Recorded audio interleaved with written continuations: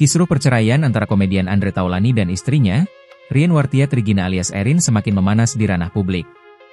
Andre Taulany dilaporkan menjadi pihak yang pertama membongkar dugaan aib sang istri.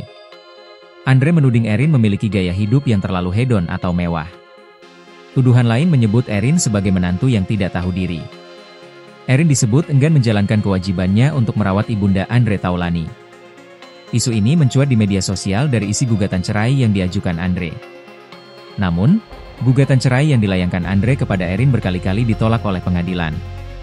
Akibatnya, Andre dikabarkan harus berpindah pengadilan agama demi melanjutkan keinginannya untuk bercerai.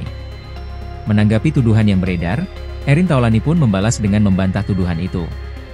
Erin secara terbuka di Instagram mengaku telah difitnah dengan kabar yang memojokkan dirinya. Ia balik menyindir suaminya, menyebut bahwa gugatan cerai Andre kosong dan kurang kuat makanya ditolak terus. Silakan kalian pikir deh yang komen-komen negatif terhadap saya.